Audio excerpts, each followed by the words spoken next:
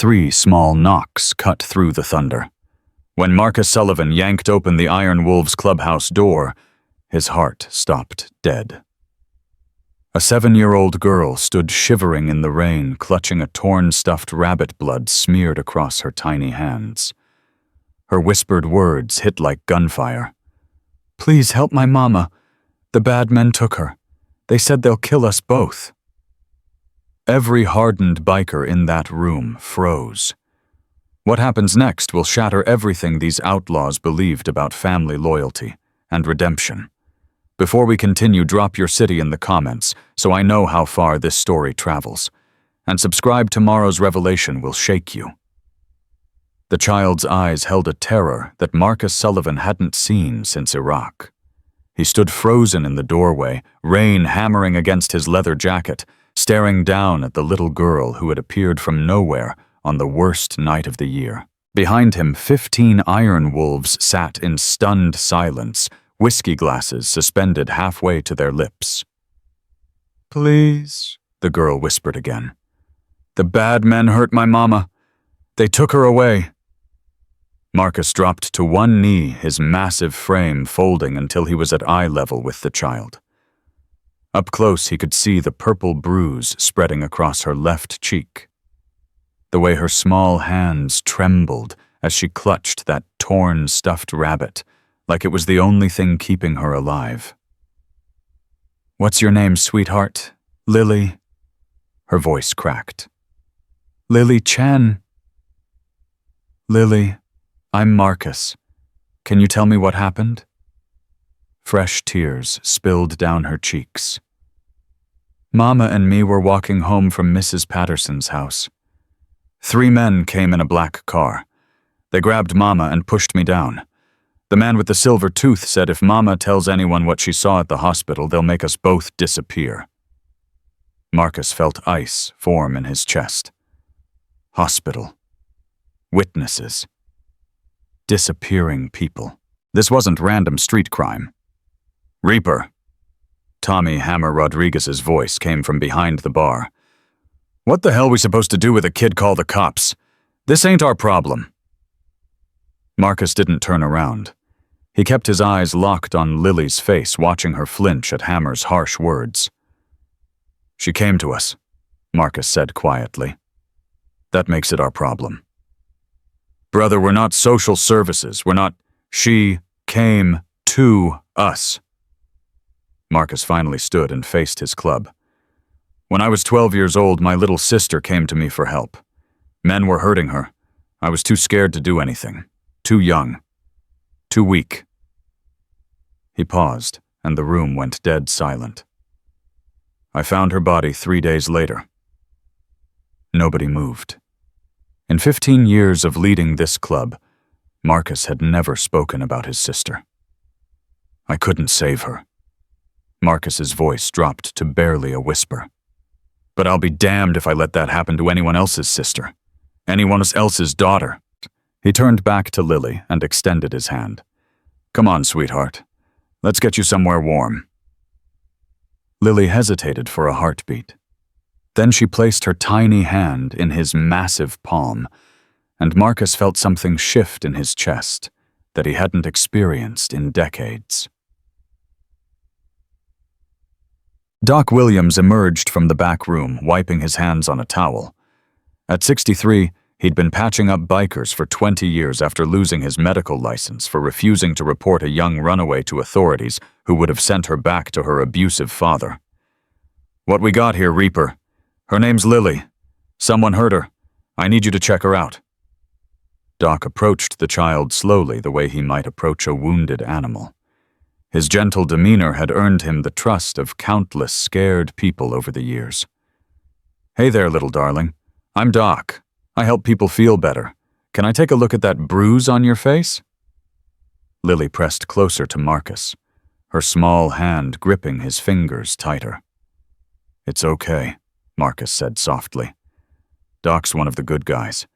He's going to make sure you're not hurt anywhere else."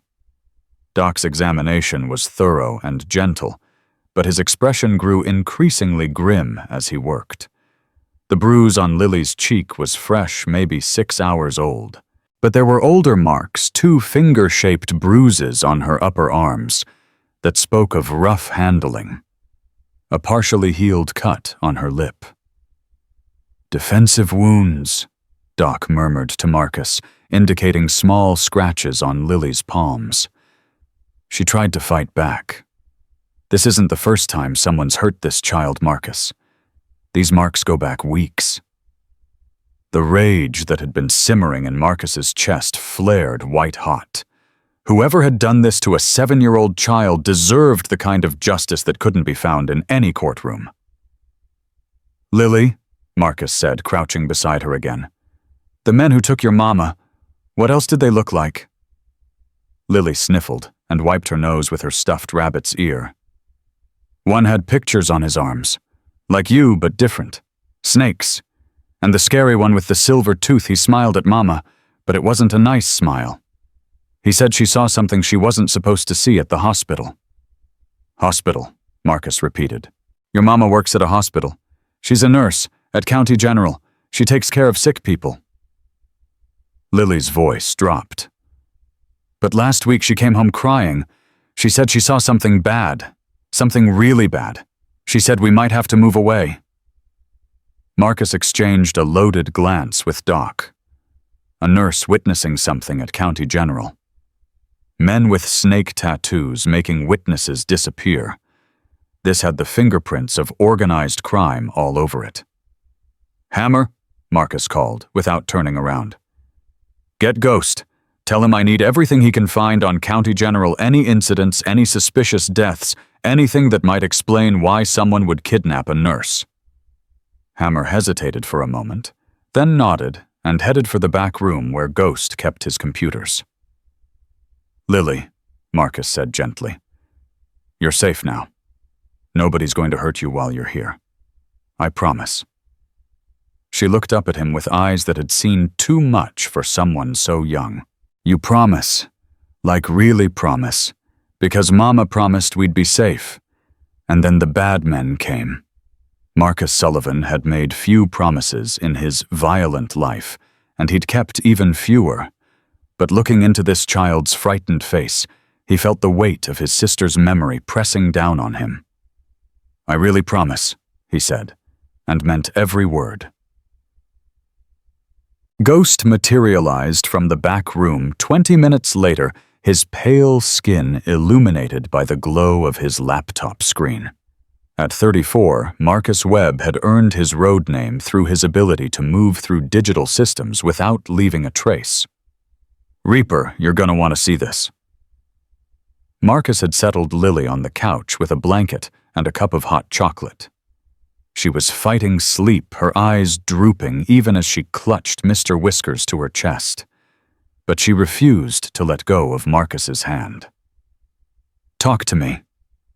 Sarah Chen, 32 years old, registered nurse at County General Hospital, single mother, immigrated from Taiwan with her parents when she was 6, spotless record, not even a parking ticket. Ghost paused. "But here's where it gets interesting. 2 weeks ago there was an incident at County General. VIP patient brought in through the private entrance. Overdose. The patient died, and according to hospital records, his body was cremated within 48 hours. Who was the patient? That's the thing, the records are sealed, completely locked down. But I found a back door through the insurance claims. The patient was Tyler Mitchell." Marcus's blood went cold. "Senator Mitchell's son." "The same. 23 years old, history of substance abuse. Daddy's been covering for him for years. But this time Daddy couldn't cover it up completely. According to what I found, Tyler Mitchell died from an overdose of fentanyl black market stuff, not prescription. The hospital is claiming natural causes, but someone had to sign off on that death certificate." "Let me guess," Marcus said grimly. "Sarah Chen was working that night. She was the attending nurse. She saw everything." Ghost pulled up another screen. "And 3 days ago, someone started monitoring her phone calls. Someone with access to the kind of surveillance equipment that costs more than most people make in a year." Marcus looked down at Lily, who had finally lost her battle with exhaustion. Her small chest rose and fell evenly, her grip on his hand relaxing as sleep took her. "They're cleaning up loose ends," Marcus said quietly. "Anyone who can connect Senator Mitchell to his son's overdose death." "It gets worse, Reaper. I intercepted some encrypted communications from a group calling themselves the Syndicate. They're not street dealers, they're pharmaceutical executives, hospital administrators, corrupt politicians. They've been running a black market fentanyl operation through legitimate distribution channels. Tyler Mitchell's death threatens to expose the whole thing. And Sarah Chen is the key witness. The only witness as far as I can tell.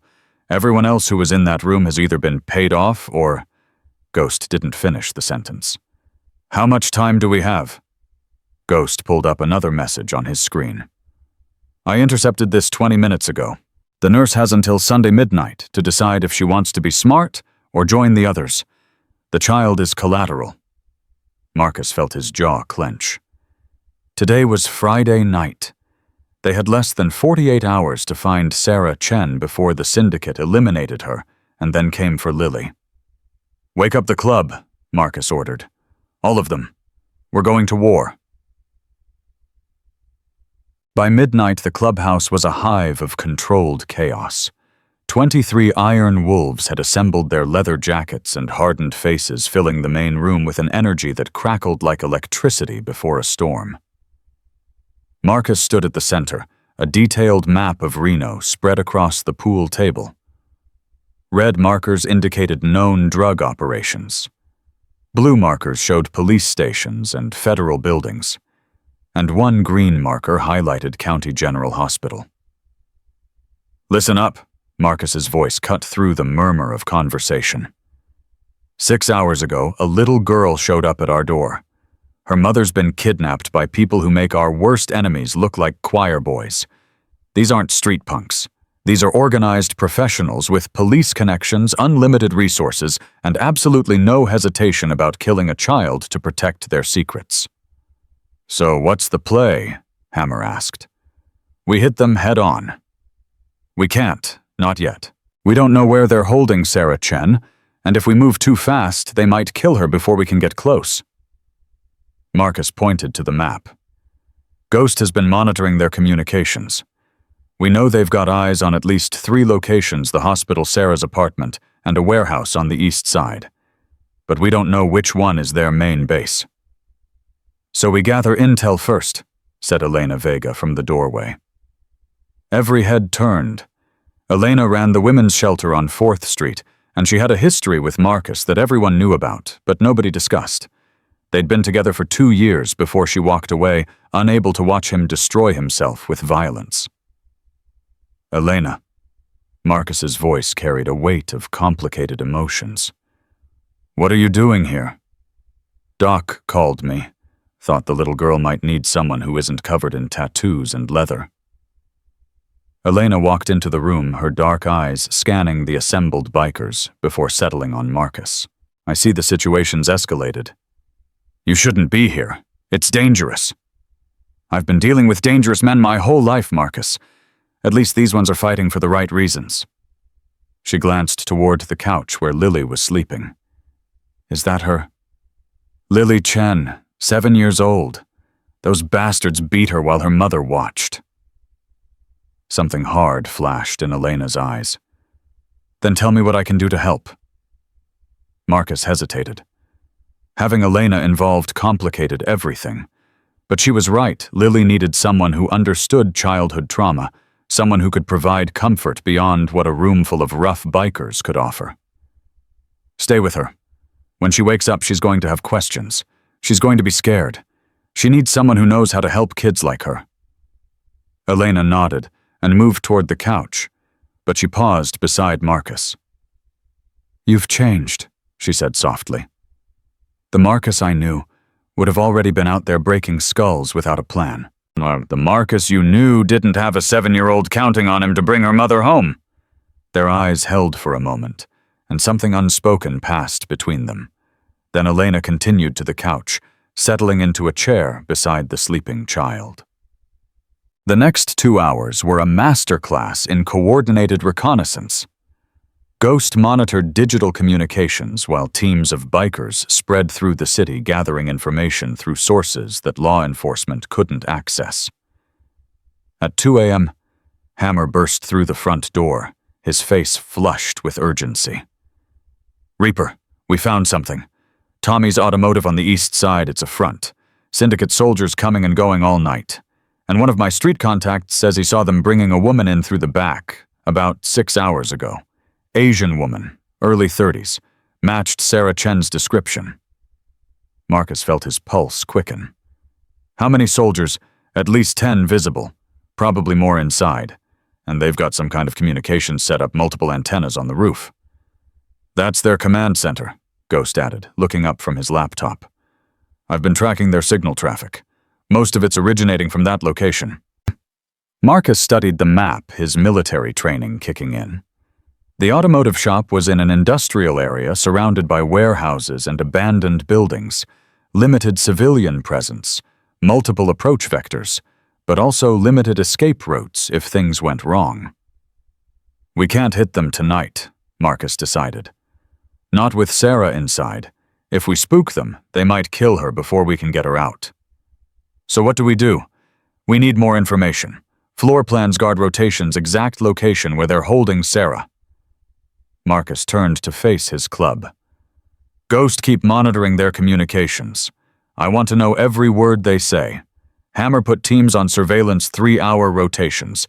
Eyes on that building around the clock. And somebody wake up Snake. I need him to reach out to his contacts in the Desert Kings. We're going to need more firepower than we've got." "You're calling in the other clubs?" Hammer looked surprised. "Reaper, we've never done that before. Some of these clubs are our rivals." "Not tonight. Tonight, anybody who's willing to protect a child is our ally." Marcus's voice hardened. "These syndicate bastards think they can hunt a 7-year-old girl and get away with it.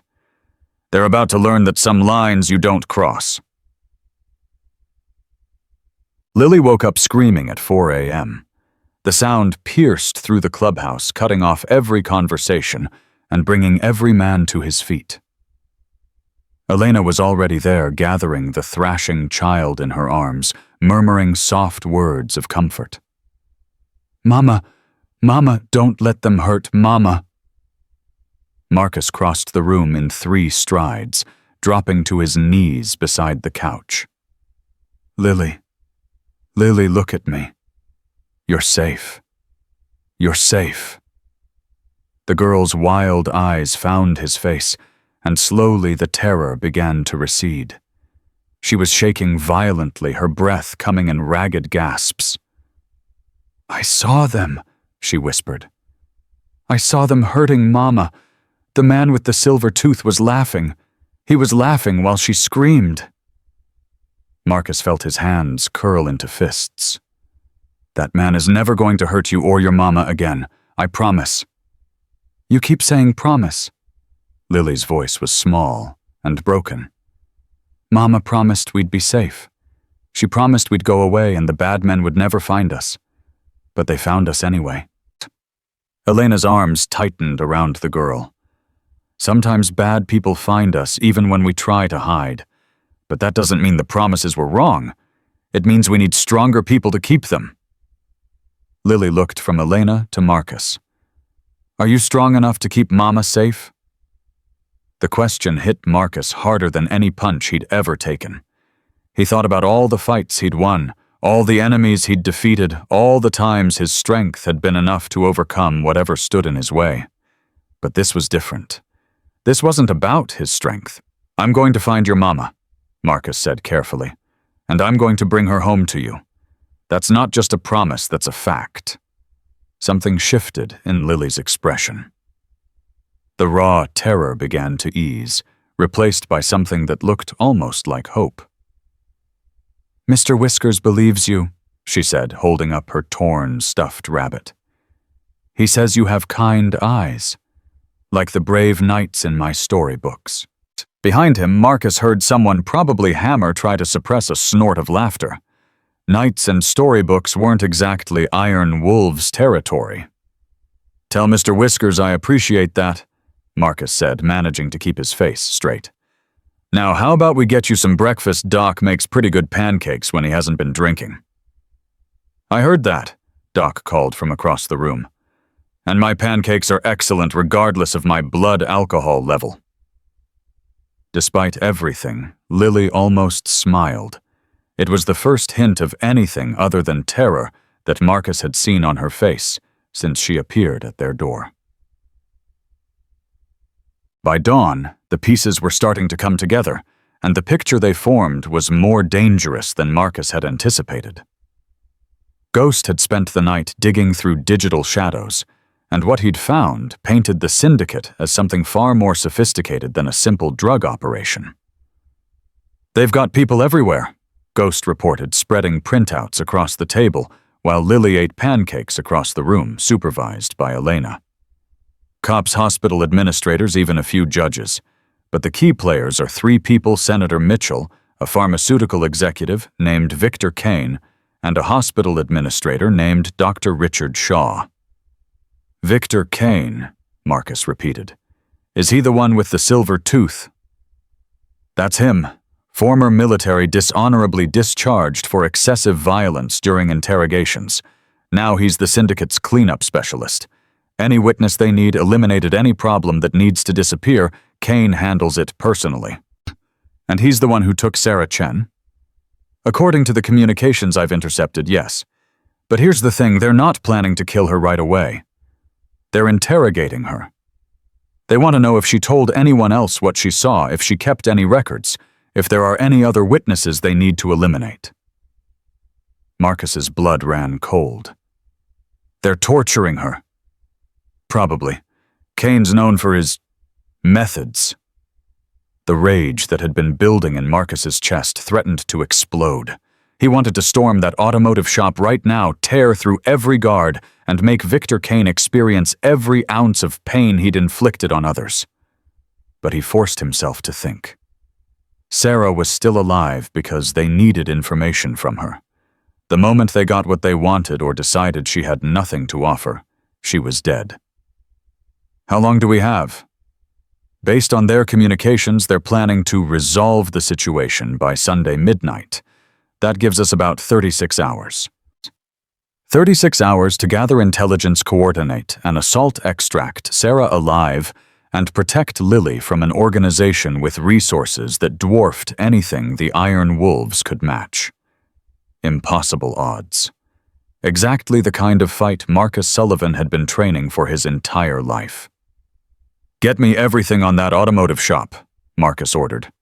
Floor plans, guard rotations, communication schedules. I want to know every crack in their armor. There's one more thing, Reaper. Ghost's voice dropped. I intercepted a message about Lily. They know she got away, and they're not happy about it. The message said, the child saw Kane's face. She's a loose end that needs tying. Marcus turned slowly to look at Lily, who was showing Elena how Mr. Whiskers liked his pancakes cut into tiny pieces. A 7-year-old girl. Brave enough to walk through a storm and knock on strangers' doors. Innocent enough to believe that a stuffed rabbit could protect her. And there were men in this city who wanted her dead. Over my dead body, Marcus said quietly. That might be exactly what they're planning, Ghost replied. Marcus's phone buzzed with an incoming call. Unknown number. He answered it anyway. Marcus Sullivan. The voice on the other end was cold professional and carried an accent Marcus couldn't quite place. I understand you've acquired something that belongs to us. I don't know who you are, but you should understand something right now. The child is under my protection. You come anywhere near her, and I'll... Spare me the threats, Mr. Sullivan. I've dealt with men like you my entire career. You're predictable. Violent, yes. Dangerous, certainly. But predictable. A pause. I'm calling to make you an offer. Return the child to us, and we'll release her mother unharmed. You have my word. Your word means nothing to me. Then perhaps you need motivation. Hold on. There was a rustling sound, And then a woman's voice came through the phone, weak, frightened, but unmistakably alive. "Please, whoever you are, please keep my daughter safe. Don't let them—" The voice cut off, replaced by a short scream of pain. "That was Sarah Chen," the cold voice returned. "She's alive for now. But every hour you keep her daughter from us, she'll experience new discomfort. By Sunday midnight, if we don't have the child, Sarah dies. Then we come for the little girl anyway. The only question is, how much suffering you want to cause before the inevitable." Marcus's hand gripped the phone so tightly the plastic creaked. "I have a counteroffer," he said. "Release Sarah Chen. Walk away from this city, and I won't hunt down every single member of your organization and show them what real suffering looks like." Laughter came through the phone, genuine amusement that made Marcus's skin crawl. "I appreciate the bravado, Mr. Sullivan. Truly. But you have no idea who you're dealing with. We own this city. The police, the politicians, the judges, they all answer to us. You're a motorcycle club with perhaps 30 men. We have hundreds. You're fighting a war you've already lost." "We'll see about that." "Indeed we will. Sunday midnight, Mr. Sullivan. That's your deadline. After that—" The line went dead.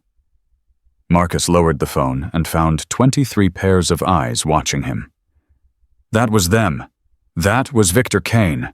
He wants us to hand over Lily in exchange for her mother." And Marcus looked across the room to where Lily was now helping Elena clean up the breakfast dishes. The little girl moved carefully, deliberately, as if she understood that the world was fragile and required gentle handling. "We're not handing over a 7-year-old child to murderers," Marcus said flatly. "Which means we have 36 hours to find Sarah Chen, extract her from a fortified position guarded by professional killers, and dismantle an organization that controls half this city." Hammer let out a low whistle. "That's impossible, Reaper." "Probably." Marcus reached for his phone again. "Which is why we're not doing it alone." He dialed a number from memory, a number he hadn't called in 3 years. A number that belonged to a man who owed him his nephew's life. "Tommy Steele," came the gruff voice on the other end. "This better be important, Reaper. It's 6 in the morning." "It is. How fast can the Iron Wolves get to Reno? I've got a situation that's bigger than my club can handle alone." A pause. Then, "What kind of situation? The kind where professional killers are hunting a 7-year-old girl, and we've got 36 hours to stop them." Another pause, longer this time. Marcus could almost hear the wheels turning. "I'll have 20 men there by tonight," Steele said finally. "And I'm calling the Desert Kings. They owe me a favor. That'll make them even with you. Some debts are worth calling in." Steele's voice hardened. "Anyone who hunts children crosses a line that every club recognizes. This isn't just your war anymore, Reaper. This is all of ours." The line went dead, and Marcus felt something he hadn't experienced in a long time. Hope. Lily appeared at his elbow, Mr. Whiskers clutched to her chest. "Marcus, was that the bad men on the phone?" He looked down at her small, earnest face and made a decision. She deserved the truth. "Yes, sweetheart. It was." "What did they say?" "They said they want to trade you for your mama. They said if I don't give you to them, they'll hurt her." Lily's lower lip trembled, but she didn't cry. Instead, she squared her small shoulders and looked up at him with determination that seemed impossible for someone so young.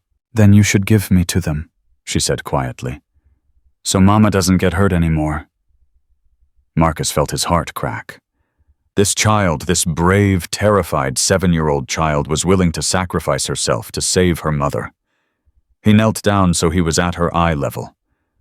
"Lily, listen to me very carefully. I'm not going to trade you to bad men. Not ever. Not for any reason. Do you understand? But Mama, I'm going to save your mama too, both of you. That's what I promised, and I always keep my promises. How? Marcus glanced around the room at his brothers, at the men who had followed him through years of violence and danger. Then he looked back at Lily. Because I'm not alone. I've got friends. Lots of friends, and we're all going to work together to bring your mama home and make sure the bad men can never hurt either of you again. Lily studied his face with the intensity only children possess. Do you have enough friends? She asked. Because there were a lot of bad men. Maybe 20, maybe more. Despite the gravity of the situation, Marcus almost smiled. I think I've got enough friends, sweetheart, but we might need a few more just to be safe. Lily considered this, then nodded solemnly. She held out Mr. Whiskers toward him. Mr. Whiskers says he'll help too. He's very brave. He protects me from nightmares. Marcus accepted the worn stuffed rabbit with the same gravity he would have accepted a sacred oath. Then we've definitely got enough, he said. With Mr. Whiskers on our side, those bad men don't stand a chance. And somewhere in the back of his mind, in the place where his dead sister's ghost still wandered, Marcus Sullivan made a promise that had nothing to do with little girls or stuffed rabbits. He was going to destroy the syndicate, every last one of them. And Victor Kane, the man with the silver tooth who made children scream and mothers beg, was going to learn exactly what happened when you threatened the wrong family. The clock was ticking. 36 hours until deadline. The war was about to begin. The first Iron Wolves from Oakland rolled into the clubhouse at 4 p.m., their engines announcing their arrival, like thunder across the city. Tommy Steele dismounted first, his silver beard catching the afternoon light, as he clasped Marcus's hand in a grip that spoke of old battles and older debts. 22 men, Steele said without preamble. Desert Kings are sending another 15 from Phoenix. Should be here by midnight. That's almost 60 fighters, Marcus replied, against an organization that owns half the city. Then we better fight smart. Steele's eyes drifted to the window where Lily sat with Elena, coloring in a book that Doc had produced from somewhere. That's her, the kid. That's her. She's small. She walked through a thunderstorm and knocked on a stranger's door to save her mother. Size doesn't mean anything. Steele nodded slowly. No, I suppose it doesn't. Inside the clubhouse, the atmosphere had transformed from tense waiting into focused preparation. Ghost had commandeered 3 tables for his equipment, multiple laptop screens displaying surveillance feeds, intercepted communications, and detailed maps of the industrial district where Tommy's automotive sat like a spider at the center of a web. Reaper, you need to see this. Ghost's voice carried an edge that made Marcus's stomach tighten. He crossed to the screens and studied the images Ghost had pulled up. Security camera footage from a traffic intersection near the automotive shop time-stamped from 6 hours ago. A black SUV pulling into the back entrance. And there, visible for just a moment through the vehicle's rear window, a woman's face, Sarah Chen. Alive. Terrified. But alive. Can you enhance it? Already did. Ghost pulled up another image. Sarah's face filled the screen, and Marcus could see the bruises forming on her cheekbones, the dried blood at the corner of her mouth. But her eyes were still fierce. Still fighting. She hasn't broken, Marcus said quietly. No. But look at this. Ghost switched to another feed. This is from an hour ago. Delivery truck arriving at the shop. Watch the men unloading it. Marcus watched as 4 men carried long cases into the building. The cases were unmistakable to anyone with military experience. Weapons, Marcus said. They're arming up. It gets worse. I intercepted a communication 15 minutes ago. They're expecting an attack. They know we've been watching them. Marcus felt cold dread settle in his chest. How? I don't know yet, But someone tipped them off. Either we have a leak or they've got surveillance on us that I haven't detected. The implications hit Marcus like a physical blow. If the syndicate knew they were coming, the element of surprise was gone. Any assault on that building would be a bloodbath. "Pull everyone back," Marcus ordered. "All surveillance teams, all recon. I want every Iron Wolf inside this clubhouse within the hour. Reaper, do it. Now." Ghost nodded and began making calls. Marcus stood motionless, his mind racing through possibilities and discarding them one by one. Someone had betrayed them. Someone had put Sarah Chen's life in even greater danger. And when he found out who, "Marcus." Elena's voice came from behind him. "What's happening? Everyone looks worried." He turned to face her, weighing how much to reveal. But Elena had never been someone you could lie to. She saw through deception the way other people saw through glass. "They know we're coming. Someone warned them." Elena's face went pale. "Who? I don't know yet." "Lily's mother is still alive, for now." Marcus glanced toward the little girl who had stopped coloring and was watching the adults with growing anxiety. "But if we can't figure out another way in, she won't be for much longer." Hammer approached with Steele at his side, their expressions grim. "Reaper, we need to talk. In private." Marcus followed them to the back office, leaving Elena to comfort Lily, whose small face had crumpled with fear at the tension she sensed, but couldn't understand. "What is it?" Hammer closed the door behind them. "Tommy's got intel you need to hear." Steele's jaw was tight. "I didn't want to say this in front of everyone, but the syndicate isn't just some local operation. They've got connections to the Sinaloa cartel. Deep connections. If we hit them hard enough to matter, we're not just starting a war with their organization. We're potentially starting a war with Mexican cartels." Jesus Christ. Marcus ran a hand over his face. "How certain are you?" "Certain enough that 3 of my men are reconsidering their involvement. They've got families, Reaper. Kids. If the cartels decide to retaliate." "What are you saying, Tommy?" "You're pulling out." Steele met his gaze without flinching. "I'm saying we need to know exactly what we're getting into before we commit. I owed you a debt, and I came to pay it. But I'm not going to lead my men into a suicide mission." Marcus felt the weight of the situation pressing down on him. 60 fighters had seemed like an army an hour ago. Now, facing the possibility of cartel retaliation, it felt like a handful of men against an ocean. "There's a little girl out there," Marcus said quietly. 7 years old. She walked through a storm to find help because she believed someone would protect her family. If I tell her that the men who promised to save her mother got scared and walked away, what does that do to her?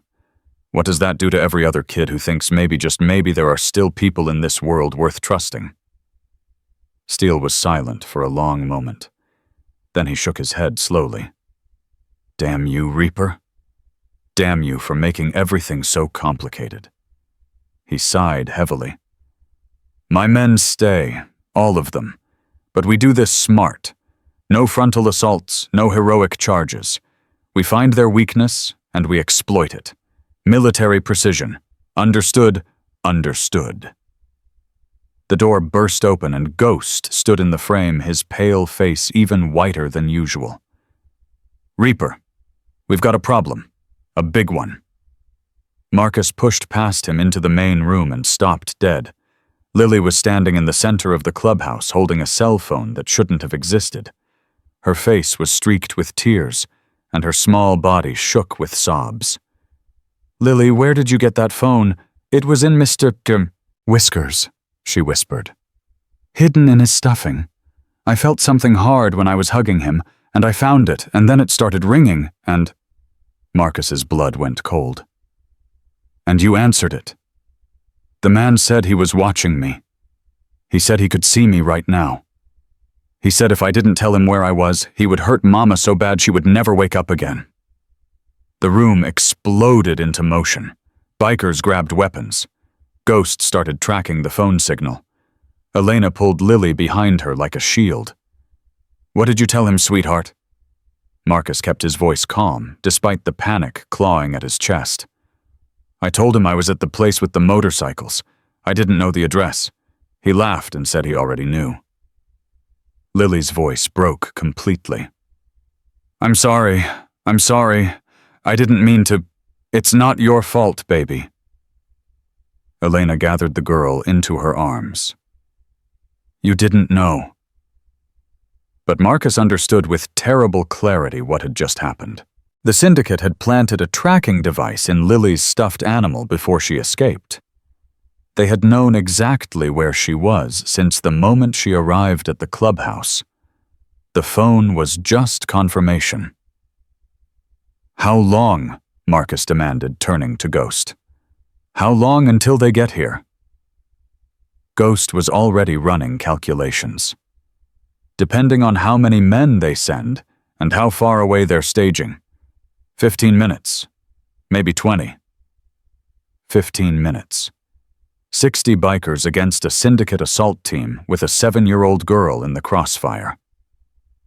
"Everyone listens carefully." Marcus's voice cut through the chaos like a blade. "Steele, take your men and set up a defensive perimeter. I want shooters on every exit and every window. Hammer, get the non-combatants into the basement. That means Doc, Elena, and Lily." "I'm not hiding in a basement." Elena's eyes flashed with defiance. "If they're coming for that child, they're going through me first." "Elena, no. I've spent 10 years protecting women and children from men who thought they could do whatever they wanted.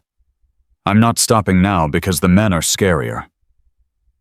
Marcus wanted to argue, but he recognized the look in her eyes. It was the same look his sister had worn the night she died, the look of someone who had decided that some things were worth dying for. "Fine. But you stay with Lily no matter what. If this goes bad, there's a tunnel in the basement that leads to the alley behind the hardware store. You take her, and you run. Don't look back. And leave you. If it comes to that, yes." Their eyes met, and Marcus saw Elena's fear warring with her determination. But she nodded. "Come on, baby." Elena lifted Lily into her arms. "We're going to play a game. It's called hide and seek, and we're going to be really, really good at hiding." "Is the bad man coming?" Lily's voice was tiny. "Some bad men are coming," Elena admitted. "But so are a lot of good men. And the good men are going to win, I promise." As Elena carried Lily toward the basement stairs, the little girl looked back over her shoulder at Marcus. Her eyes were red from crying, but in them he saw something that squeezed his heart. Trust.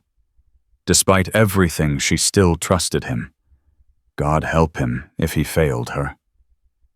The first shots came 12 minutes later. Glass shattered at the front of the clubhouse as automatic weapons tore through the windows. Marcus dove behind the bar as bullets chewed through the wood paneling, sending splinters flying like shrapnel. "Contact front," someone shouted. "At least 10 shooters." Marcus risked a glance over the bar and immediately ducked back as another burst of gunfire raked his position. Through the chaos, he caught glimpses of black-clad figures advancing across the parking lot, moving with the coordinated precision of trained soldiers. "Return fire!" Steele's voice boomed through the chaos. "Don't let them reach the building," and the Iron Wolves and their allies opened up with everything they had. The night became a strobe light of muzzle flashes and tracer rounds. Men screamed, glass shattered, wood splintered.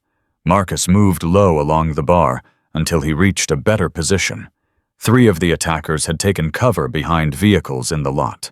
He waited for a lull in their fire, then rose and squeezed off 3 shots in rapid succession. One of the figures dropped. The others scattered. Hammer status. South side's holding. They tried to flank us, but we pushed them back. Ghost. Still alive. But Reaper, their communications. They're calling for reinforcements. ETA 10 minutes. 10 minutes. They were barely holding on against the first wave, and more were coming. Marcus made a decision that went against every instinct he had as a leader. He grabbed Hammer by the shoulder and pulled him close. "I'm going to the basement. Hold this position." "Where the hell are you going?" "To get Lily out. If reinforcements arrive, we're not going to be able to protect her anymore. I'm taking her through the tunnel." "And Sarah Chen. You just going to abandon her?" The words hit Marcus like a punch to the gut. He thought about Sarah's voice on that phone call, weak but defiant. He thought about his promise to Lily. He thought about his sister, whose body he'd found too late because he'd been too scared to act. "I'm not abandoning anyone," Marcus said. "I'm making sure the kid survives long enough for me to finish this. Now hold this position. That's an order."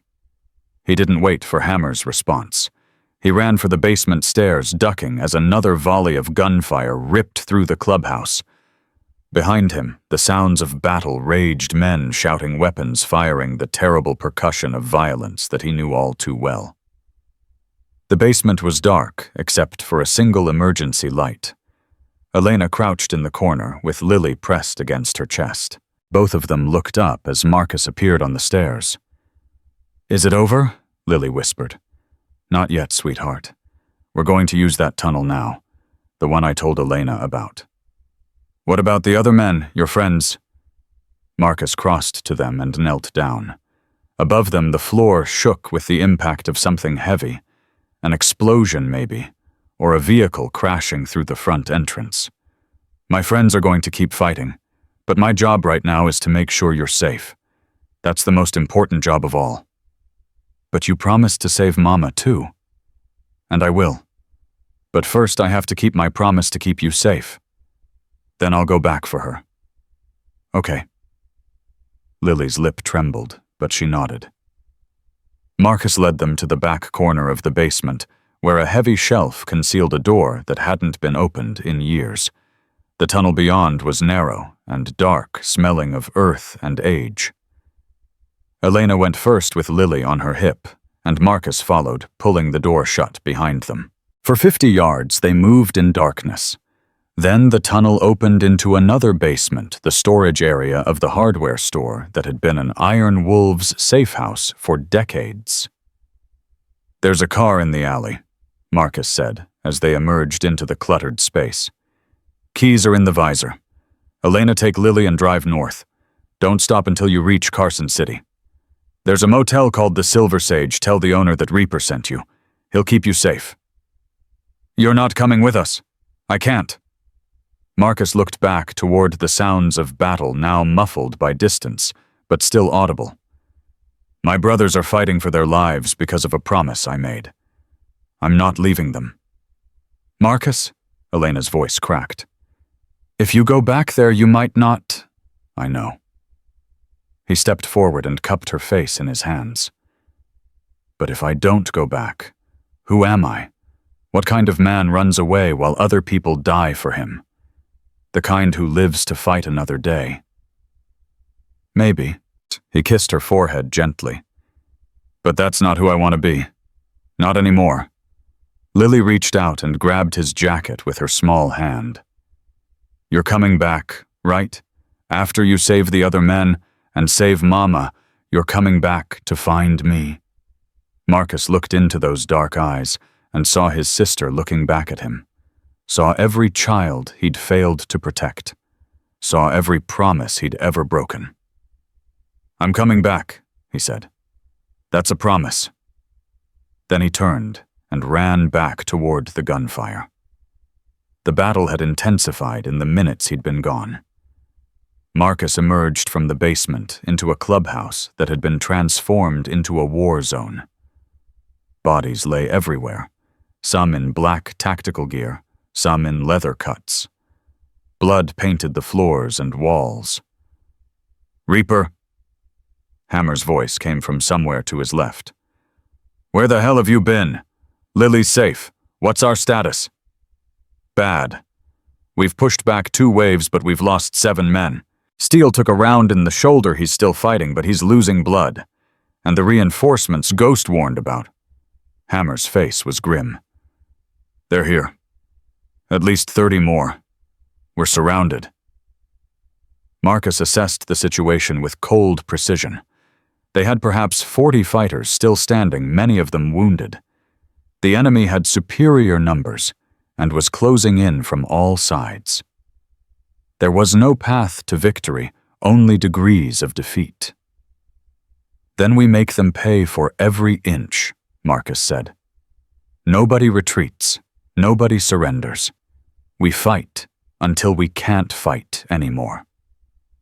And then we die like men. Hammer stared at him for a long moment, then nodded slowly. Always knew it would end this way, Reaper. Can't think of better company. They clasped hands briefly, the handshake of men who understood they were probably saying goodbye. And then the unexpected happened. A new sound cut through the night. Not gunfire engines. Dozens of engines approaching from the east. Headlights flooded through the shattered windows as motorcycles by the score roared into the parking lot.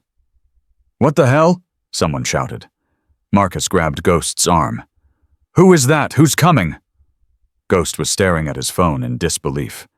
It's everyone, Reaper. Every club in the Western region. The Mountain Brotherhood, the Desert Wolves, the Vegas Riders. Even the Blackhawks, they're supposed to be our enemies. Why would they all come? Ghost held up his phone, showing a message that had been forwarded across every club network in 5 states. The message was simple. Syndicate is hunting a 7-year-old girl in Reno. All clubs respond. Someone had sent out a call for help. Someone had told the entire outlaw motorcycle community what was happening, and they had answered. 40 men became 200 in the span of minutes. The syndicate assault teams, suddenly facing overwhelming numbers, began falling back. What had been a hopeless last stand transformed into a rout. Marcus watched in stunned amazement as the tide turned. Men he'd never met, some from clubs he'd fought against, poured into the battle with weapons blazing and war cries on their lips. They weren't fighting for territory or money or pride. They were fighting for something simpler. A child. When the last of the syndicate soldiers had fled or surrendered, Marcus found himself standing in the ruins of his clubhouse, surrounded by men who had come from hundreds of miles away to help a little girl they'd never met. A grizzled man with a Mountain Brotherhood patch approached and extended his hand. "Name's Carter. We came as soon as we heard." "How did you hear who sent that message?" Carter shrugged. "Don't know. Just showed up on every club's network about 2 hours ago.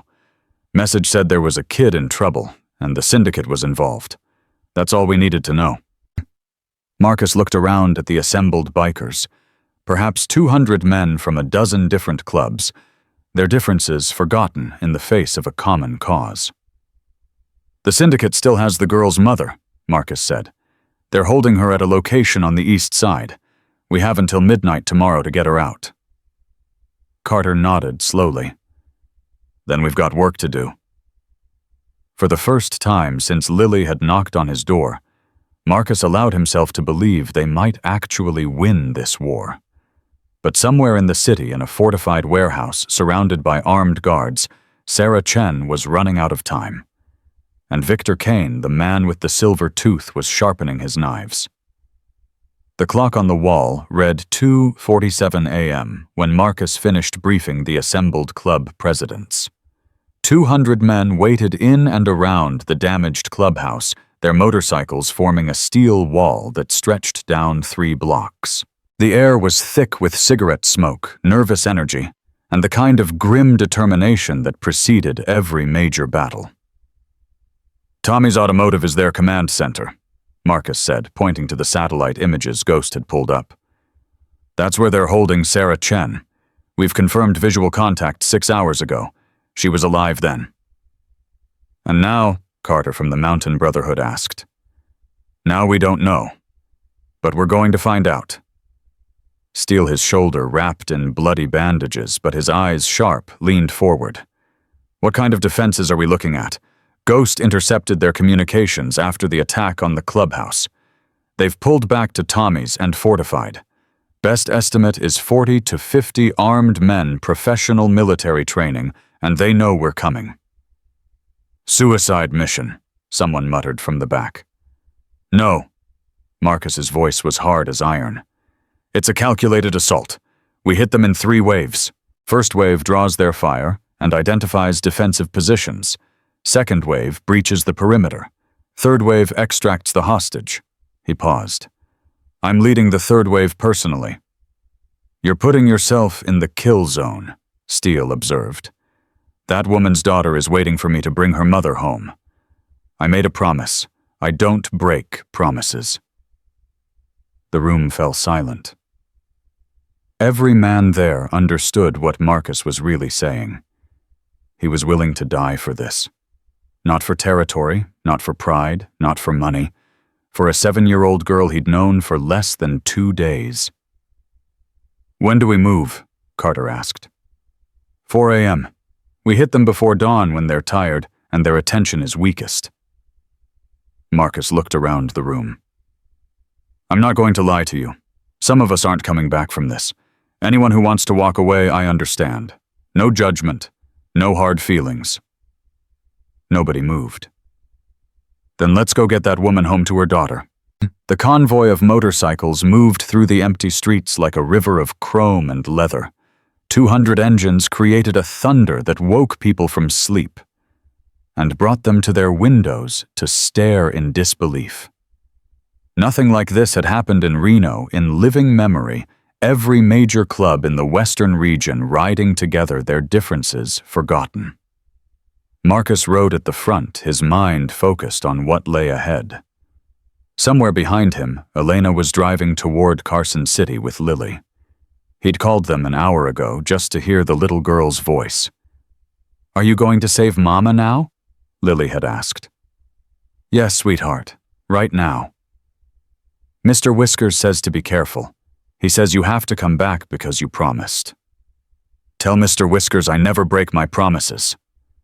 The memory of that conversation sustained him as the industrial district came into view.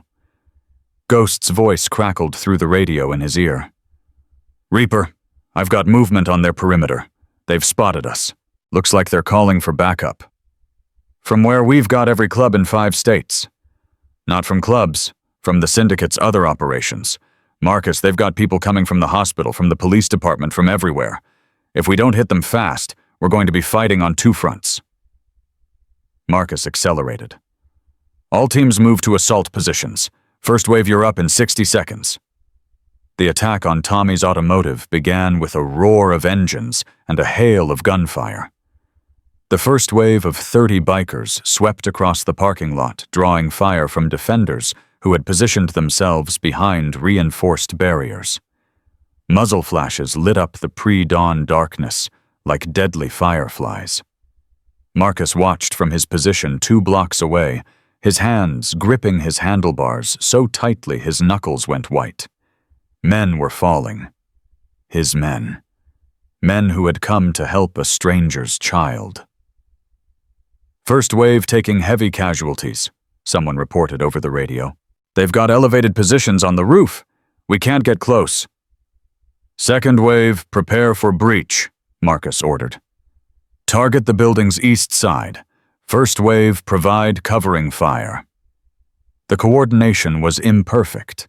These clubs had never trained together, never fought together, but they compensated with raw aggression and overwhelming numbers. The second wave crashed against the building's perimeter like an ocean against rocks, and this time they broke through. We're in East Entrance is compromised. Push forward. Find the hostage. Marcus kicked his bike into motion. The third wave followed him a dozen of his most trusted men, including Hammer, and a bandaged but determined Steele. They weaved through the chaos of the parking lot, past burning vehicles and fallen bodies toward the breach in the building's defenses. Inside was a maze of automotive equipment and hastily constructed barricades. The sound of gunfire echoed off metal walls. Men shouted in English and Spanish.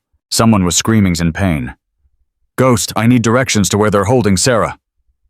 Second floor northwest corner. But Marcus, the stairwell is heavily defended. 3, maybe 4 shooters at the top. Marcus grabbed Hammer's arm. Take half the team and clear that stairwell. I'll find another way up. What other way? Marcus pointed to a service elevator at the back of the building. It was a gamble the elevator could be booby-trapped, or there could be shooters waiting at the top, but speed was everything now. Reaper, that's crazy, Steele said. You don't know what's up there. I know Sarah Chen is running out of time. Every second we waste is another second they could decide to kill her. Marcus moved toward the elevator. Cover the ground floor. If anyone comes down those stairs who isn't one of ours, put them down. He stepped into the elevator and pressed the button for the second floor. The machinery groaned and lurched, beginning its slow ascent. Marcus drew his pistol and pressed himself against the wall, waiting for the doors to open onto whatever hell awaited him. The elevator stopped. The doors slid open. Victor Kane stood 3 feet away, a pistol pressed against Sarah Chen's temple. Hello, Mr. Sullivan. Kane's silver tooth gleamed as he smiled. I was wondering when you'd arrive. Marcus froze his weapon aimed at Kane's chest, but useless as long as Sarah was in the way. She looked worse than in the surveillance footage. Her face was swollen, her eyes barely open, and blood soaked through her torn clothing, but she was breathing, still alive. Let her go, Kane. It's over. Your operation is finished. Is it? Kane laughed, a cold, mirthless sound.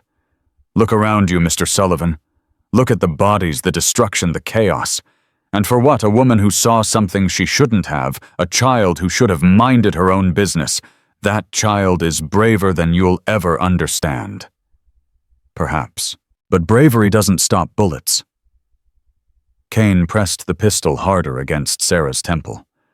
She whimpered, but didn't cry out. Here's what's going to happen. You're going to put down your weapon. You're going to call off your attack. And then you and I are going to walk out of here together with Mrs. Chen as insurance. And if I refuse, then I kill her right now, and your promise to that little girl means nothing. Kane's smile widened. You do have a promise to keep, don't you? I heard your conversation with the child. I never break my promises. How touching. Marcus's mind raced through options. Kane was positioned perfectly, using Sarah as a complete shield. Any shot Marcus took would risk hitting her, and Kane's finger was on the trigger, one twitch, and it was over. Okay, Marcus said slowly. Okay, I'm putting down my weapon. He bent down, placing his pistol on the elevator floor. As he rose, his hand brushed against his ankle, where a backup knife was strapped beneath his jeans. Kick it away. And the knife too, I'm not stupid. Damn. Marcus kicked the pistol aside and pulled the knife from its sheath, tossing it after the gun. Good. Now step out of the elevator. Slowly. Marcus complied, his eyes never leaving Kane's face. The man radiated confidence, complete control of the situation. He had no idea what was about to happen, because Marcus had noticed something Kane hadn't. Sarah's right hand, hidden behind her back, had closed around a piece of broken glass from the floor. Her eyes, barely visible through swollen lids, met Marcus's for just a moment. She was ready. You know, Mr. Sullivan, I've studied you, Kane said, keeping the pistol steady against Sarah's head, as he began backing toward a door at the far end of the hallway. Former Marine, combat veteran, lost your sister to domestic violence. You've spent your whole life trying to be the hero you couldn't be when you were 12. Pathetic, really. Maybe. But at least I can look at myself in the mirror. Can you, after tonight, can you really? You've gotten dozens of men killed. For what? For a nurse and her brat of a daughter. For family. Family. Kane spat the word. You bikers and your ridiculous codes. Family, brotherhood, loyalty. In the end, it's all just sentiment. The only thing that matters is power, and I have all the power here. Do you... Before Kane could respond, Sarah moved. Her hand whipped around with the glass shard slashing deep into Kane's gun arm. He screamed, and his grip loosened just enough for Sarah to twist away, throwing herself toward Marcus. Marcus caught her and spun them both behind a support column as Kane's wild shot went wide. He heard running footsteps hammer, and 3 others had found the stairs and were closing in. "Stay down," Marcus ordered Sarah. He grabbed a loose pipe from the floor and charged toward Kane, who was clutching his bleeding arm and trying to raise his pistol again. The pipe connected with Kane's wrist before he could fire. The gun clattered away. Marcus's second swing caught Kane across the jaw, sending him sprawling. "That's for the little girl you terrorized." Marcus kicked Kane in the ribs. "That's for her mother." Another kick. "And this," he grabbed Kane by the collar and hauled him up to eye level. "This is for every person you've ever hurt." "You can't kill me." Kane's voice was a wet gurgle through broken teeth. "I have information. I know everything about the syndicate. Without me, you'll never take them down completely." Marcus stared into the eyes of the man who had made a 7-year-old girl's nightmares come true. Every instinct screamed at him to finish it, to deliver the justice that courts and lawyers could never provide. But then he thought about Lily, about what kind of man he wanted to be when he saw her again. "You're right," Marcus said. "I can't kill you. But I can make sure you spend the rest of your life in a cage thinking about all the people you've hurt." He dropped Kane to the floor as Hammer and the others arrived. "Secure him," Marcus ordered. "And someone get on the radio. Tell everyone it's over. We got her." He turned back to Sarah, who was slumped against the column, barely conscious but alive. Marcus knelt beside her and took her hand gently. "Sarah, can you hear me?" Her eyes flickered open. "Lily, is she... She's safe. She's waiting for you." Tears streamed down Sarah's battered face. "They kept asking me where she was. I didn't tell them. I didn't..." "I know. I know you didn't. You protected her." Marcus's voice cracked. "And now, I'm going to take you home to her. I promised." "She's really safe. She's really safe. And she's so brave, Sarah. So incredibly brave. She walked through a storm to find help. She told us everything we needed to know to find you. She never gave up." A broken sob escaped Sarah's chest. "She takes after her father. He was a Marine. Like you. He died in Afghanistan, protecting his squad." Marcus felt something shift in his understanding. The connection between this family and his own world ran deeper than he'd realized. "She takes after both of you," he said softly. "Come on, let's get you to a hospital." The sun was rising over Reno as the last of the gunfire faded. The parking lot of Tommy's Automotive looked like a battlefield, burned vehicles, broken glass, bullet holes in every surface. But it was a battlefield they had won. Ghost approached Marcus as paramedics loaded Sarah into an ambulance. "Reaper, you need to see this. Kane wasn't lying about having information. We found a safe in his office. Documents, records, names of every corrupt cop and politician in the syndicate's pocket. This is enough to take down their entire operation." "Turn it over to the FBI," Marcus said without hesitation. "All of it. You trust the feds? I trust that Lily and her mother deserve to live without looking over their shoulders. If that means working with the government, then that's what we do." Ghost nodded slowly. "There's something else. In the documents, there's a list of witnesses the syndicate was planning to eliminate. Sarah Chen was number 4. Numbers 1, 2, and 3 are already dead." Marcus closed his eyes. 3 people had already died because they saw something they shouldn't have. Sarah had almost been number 4. "Make sure the FBI knows about those deaths. Someone needs to answer for them. They will Reaper. With what we've got here, a lot of people are going to prison for a very long time.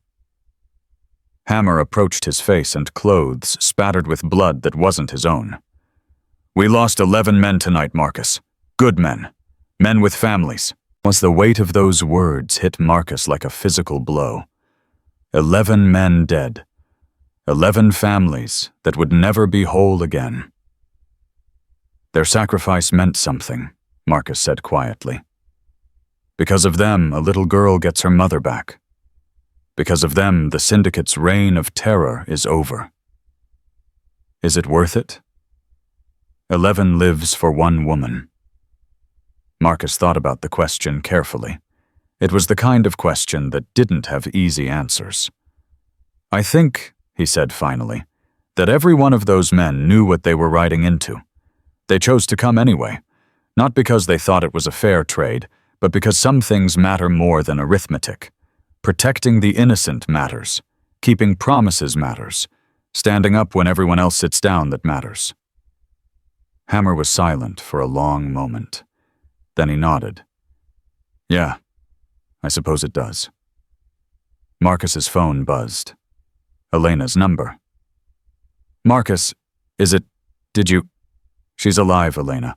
She's hurt, but she's alive. We're taking her to County General now. Where are you? Still at the motel. Lily's asleep. She made me promise to wake her up as soon as you called.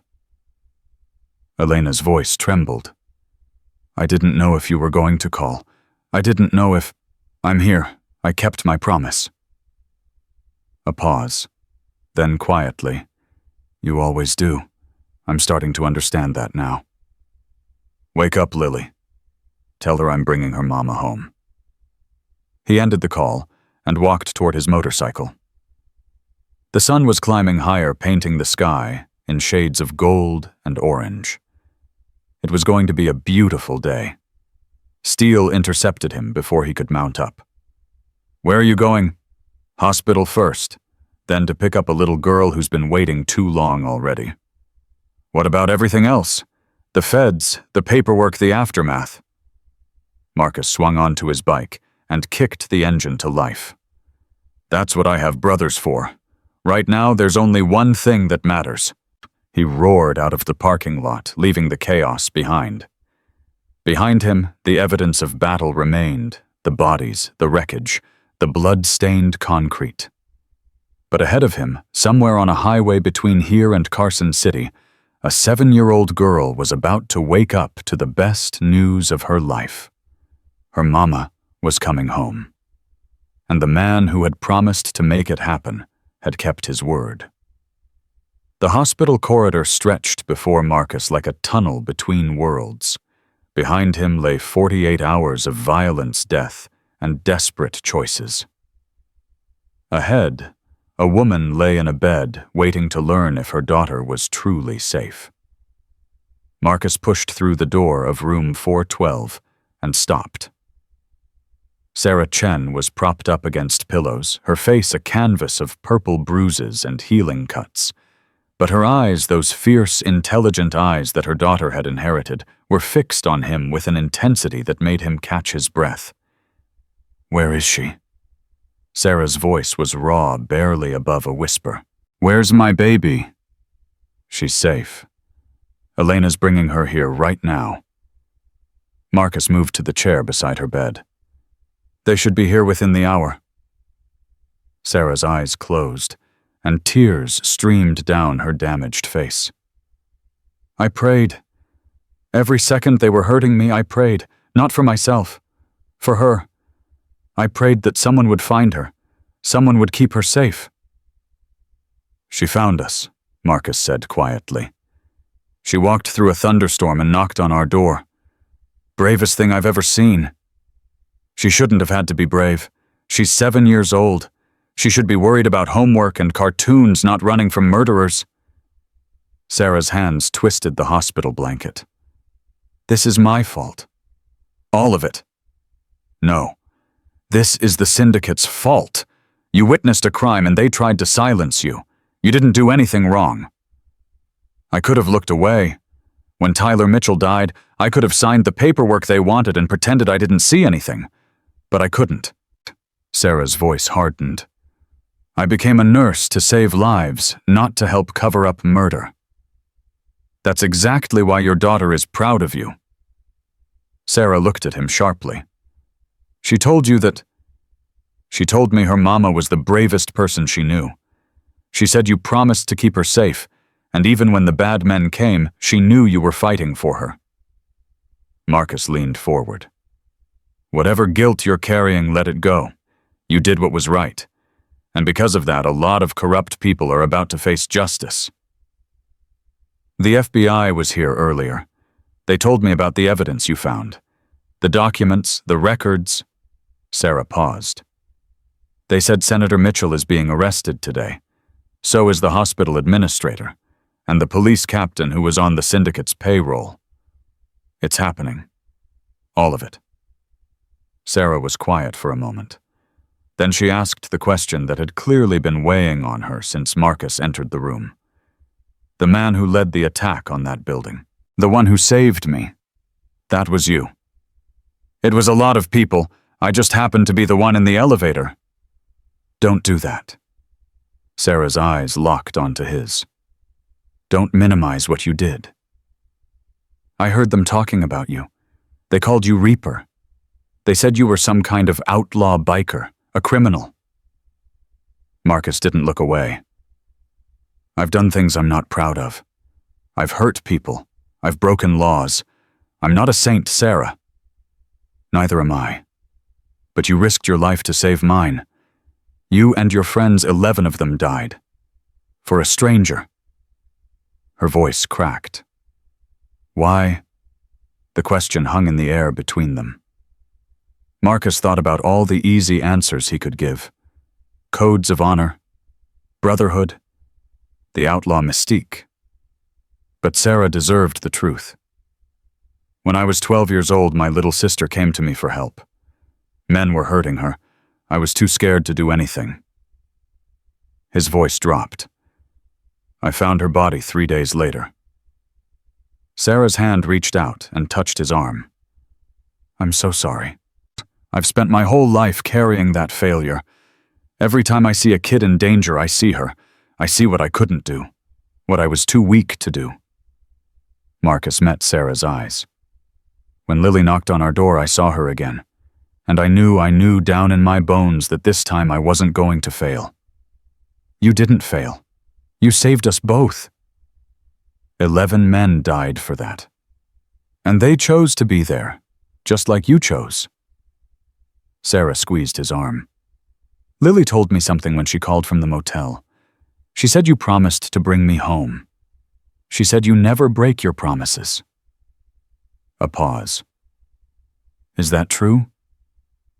Marcus thought about all the broken promises that littered his past, the relationships destroyed, the opportunities wasted, the people disappointed. I used to break them all the time, he admitted. But something changed when your daughter looked at me with those big eyes and asked if I was going to save her mama. I realized that some promises are too important to break. Before Sarah could respond, the door burst open. Lily stood in the doorway, her face a mixture of terror and desperate hope. Behind her, Elena had tears streaming down her cheeks. Mama. Lily's voice was tiny. Mama, is that really you? Sarah opened her arms, and Lily flew across the room like a small missile. She crashed into her mother's embrace with a sob that seemed to come from the deepest part of her soul. Sarah cried out in pain. Her ribs were cracked, her body battered, but she held on with a ferocity that nothing could break. My baby. My brave, beautiful baby. Mama, I was so scared. I was so scared they hurt you. I'm here now. I'm right here. Marcus stood and moved toward the door, giving the reunited family their privacy. But Lily's voice stopped him. Marcus, wait. She pulled back from her mother's embrace just enough to look at him. You kept your promise. I told you I would. Mr. Whiskers says thank you. She pulled the worn, stuffed rabbit from Elena's bag and held it up. He says you're the bravest knight he ever met despite everything. The violence, the death, the exhaustion that had seeped into his bones. Marcus smiled. Tell Mr. Whiskers the feeling is mutual. He stepped out of the room and leaned against the wall, letting out a breath he felt like he'd been holding for 2 days. Elena followed, closing the door softly behind her. You did it, she said quietly. You actually did it. We did it. All of us. Don't deflect, Marcus. You could have walked away at any point. Most people would have. But you didn't. I couldn't. He turned to face her. When I looked at that little girl, I saw every child I've failed to protect, every person I've hurt, every wrong thing I've ever done, and I thought maybe, just maybe, this is my chance to balance the scales. Elena studied his face with the intensity he remembered from their years together. Is that really why you did it, to balance scales? No. The word came out before he could stop it. I did it because that kid believed in me. She looked at me like I was some kind of hero, and I wanted to be what she saw. Not who I am, who she thought I could be. Maybe those are the same person. Maybe. Marcus shook his head. Elena, I need to tell you something. These past 2 days, seeing you with Lily, watching you protect her, comfort her, I remembered why I fell in love with you in the first place. Marcus, let me finish. I know I drove you away. I know I was angry and violent and self-destructive, but I'm not asking you to forget any of that. I'm asking if you think I can change.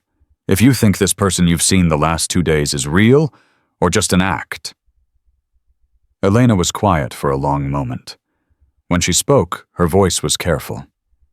I think the person I saw the last 2 days has always been inside you. You just never let him out.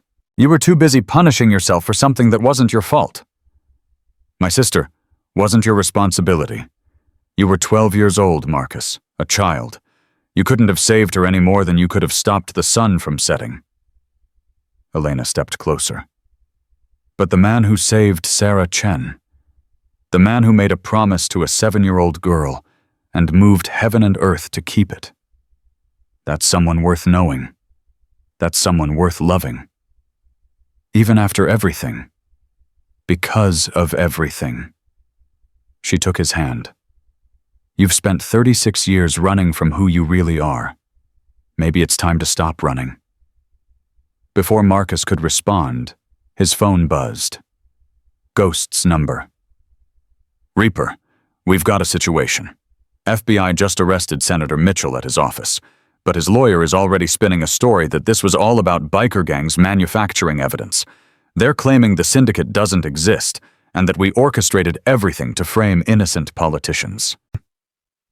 They're trying to discredit us. It gets worse.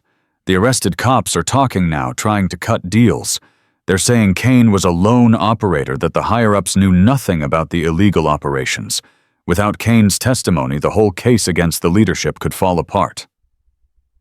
Marcus felt cold anger building in his chest.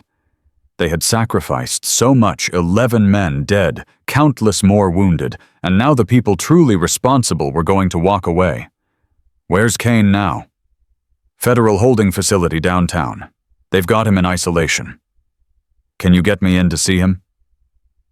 A pause. That would require cooperation from people who don't normally cooperate with people like us. Find a way, Ghost. Whatever it takes. I didn't lose 11 brothers just to watch these bastards buy their way out of justice. He ended the call and turned to Elena. I have to go. What's happening? The people who ordered this, the real power behind the syndicate, they're trying to escape. I need to make sure that doesn't happen. Elena's grip on his hand tightened. Marcus, you've done enough. Let the FBI handle it. The FBI can't do what needs to be done. They're bound by rules. I'm not. What does that mean? Marcus looked back at the hospital room door where Sarah and Lily were finally together again. He thought about the 11 men who had died to make that reunion possible. He thought about his sister, whose death had shaped every choice he'd made for 3 decades. It means I'm going to make sure the people who hurt that family face real justice. Not legal technicalities, not plea bargains. Real justice. And if that destroys everything you've built, the goodwill with the other clubs, the alliance, the chance to be something better, Marcus kissed her forehead gently. Then at least I'll know I finished what I started. Wait here. I'll be back. He was halfway to the elevator when a voice stopped him. Marcus? Agent Sarah Chen. FBI Agent Sarah Chen. No relation to the woman in the hospital room, stepped out of a waiting area. She was in her 50s, gray-streaked hair pulled back in a severe bun, eyes that had seen too much corruption to be surprised by anything. Agent Chen, your people work fast. We've been building a case against the syndicate for 3 years. Your assault last night gave us the breakthrough we needed. She fell into step beside him. But you know as well as I do that we don't have enough to bring down the leadership, not without cooperation from the inside. And you want me to help you get it. I want you to talk to Victor Kane. He respects you. God knows why you beat him half to death, but apparently that earned his respect. What makes you think he'll talk to me? Because you're not a cop. You're not bound by the rules that prevent me from making certain assurances. And because Kane knows that if he goes to prison without giving us the leadership, he's a dead man within 6 months. The syndicate doesn't tolerate loose ends. Marcus stopped walking and faced her. What exactly are you asking me to do? I'm asking you to convince Kane to testify against Senator Mitchell and the others. In exchange, we can offer him protection, new identity, new life. It's the only way to take down the whole organization. And what do I get? You get to finish this. You get to make sure the people who ordered Sarah Chen's kidnapping, the people who would have killed her daughter, face the consequences of their actions. Agent Chen paused. And unofficially, I can make a lot of the legal problems your club is facing go away. Marcus considered the offer. It was exactly the kind of deal that the old version of him would have jumped at power protection influence. But something had changed in the last 2 days. I'll talk to Kane, but I'm not doing it for immunity or favors. I'm doing it because a little girl believed I was a hero, and I'm not going to prove her wrong. Agent Chen studied him for a long moment, then nodded slowly. You know, when I first heard about you, the feared biker president with a trail of violence behind him, I expected someone very different. Maybe I was different, before a 7-year-old knocked on my door. Kane looked smaller in the federal holding cell than he had in that hallway with a gun to Sarah's head. The silver tooth was gone, knocked out during their fight, and his face was a mass of bruises and surgical tape. But his eyes still held that predatory intelligence that made him dangerous. Mr. Sullivan, Kane's voice was a wet rasp. Come to finish what you started. I came to give you a choice. Marcus sat in the metal chair across from Kane, the bulletproof glass between them, reflecting both their faces. You can protect the people who ordered Sarah Chen's kidnapping. You can go to prison with your mouth shut and your loyalty intact. And within 6 months, the syndicate will have you killed to make sure you never talk. You don't know that. I know how these organizations work. You're a loose end now, Kane. A liability. The moment you stop being useful to them, you become a problem. And we both know how the syndicate handles problems. Kane was silent, but Marcus could see him calculating. Or, Marcus continued, you can tell the FBI everything. Every name, every operation, every payment. You can bring down the whole rotten structure. And in exchange you get protection, a new identity, a chance to disappear and live whatever's left of your life. And why would I trust the FBI? They're just as corrupt as everyone else. Maybe, but Agent Chen isn't offering you trust. She's offering you survival. That's more than Senator Mitchell is offering. Kane laughed, a sound like breaking glass. You know what's funny, Sullivan? I actually respect you. You beat me fair and square. You protected that woman and her kid when you had no reason to. You're what I might have been if I'd made different choices." "I doubt that." "No, it's true. I was a soldier once. I believed in things. Honor duty protecting the innocent. Then I learned that the system I served didn't give a damn about any of that. The people in power use words like honor to control people like us, while they do whatever they want." Kane leaned forward. Senator Mitchell didn't just order Sarah Chen's kidnapping. He ordered the deaths of 3 other witnesses. He personally approved the murder of Detective Reynolds, who was getting too close to the truth. And he did it all while giving speeches about law and order. Then help bring him down. Why should I? So another corrupt politician can take his place, so another version of the syndicate can fill the vacuum. Nothing ever changes, Sullivan. The system is designed to protect the powerful and destroy everyone else. Marcus thought about that. He thought about all the times he'd seen justice fail, all the times he'd watched guilty men walk free while innocent people suffered. Kane wasn't wrong about the system being broken, but he was wrong about something else. "You know what I've learned in the last 2 days," Marcus said. "Sometimes the system fails. Sometimes the powerful win and the innocent lose. But that's not the whole story. Because sometimes, just sometimes, people stand up. They fight back. They refuse to accept that evil always wins." He paused. 200 bikers rode across 5 states to help a little girl they'd never met. They came because they believed some things are worth fighting for. 11 of them died believing that. If you think nothing ever changes, you're not paying attention. Kane was quiet for a long moment. When he spoke, his voice was different, softer, almost human. "My mother raised me alone. My father left before I was born, and she worked 2 jobs to keep food on our table. She always told me I was meant for something better. She believed in me." Kane's eyes met Marcus's through the glass. "She died thinking I was a hero. She never knew what I became." "Then maybe this is your chance to become something she could be proud of. One last choice that matters." Kane closed his eyes. When he opened them, something had shifted in his expression. "The FBI agent, Chen. Tell her I'll talk. I'll give her everything. But I want one thing in return." "What? When this is over, when Mitchell and the others are in prison, I want you to tell that little girl something for me." "What do you want me to tell her?" "Tell her she was right. Tell her there are still heroes in the world. And tell her I'm sorry I wasn't one of them." Marcus stood and placed his hand flat against the glass. On the other side, Kane did the same 2 men who had been enemies hours ago, now bound by something neither fully understood. "I'll tell her." The arrests came fast after that. Senator Mitchell was taken from his home in front of news cameras. The hospital administrator was detained at his office.